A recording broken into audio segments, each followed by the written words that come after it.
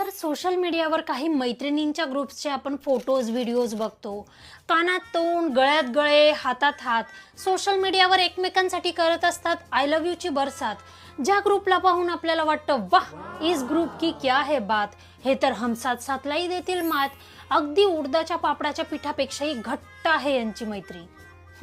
पण ॲक्च्युली या 10-11 जणींच्या ग्रुपमध्ये 3 जणींचा वेगळा असा आपला एक ग्रुप असतो, ज्यामध्ये उरलेल्या 7-8 जणींबद्दल ते गॉसिप करत असतात.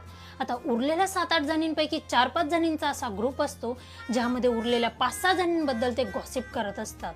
आणि एक ग्रुप असा असतो की ह्या ग्रुपमधल्या 2 जणी आणि त्या ग्रुपमधल्या 3 जणी मिळून उरलेल्या 5-6 जणींबद्दल गॉसिप करत असतात. आणि एक ग्रुप 1-2 जणींचा असाही असतो की उरलेल्या सगळ्या सदस्यांबद्दल त्यांना कंप्लेंट असते आणि त्याबद्दल ते गॉसिप करत असतात. पण एक व्यक्ती अशी असते जी या सगळ्या ग्रुपची सदस्य असते, पण ती नेमके कोणत्या ग्रुपकडून आहे हे कोणीच सांगू शकत नाही. आणि एक वेळ अशी येते ना, या सगळ्या ग्रुपच्या सदस्य एकमेकींचं थोबाड सुद्धा पाहत नाही आणि त्यांचे आपले वेगवेगळे ग्रुप बनलेले असतात. असा असतो बाबा हा ग्रुपचा चक्कर. म्हणून सांगते, दिसतं तसं नसतं आणि अति तिथे मातीच असते.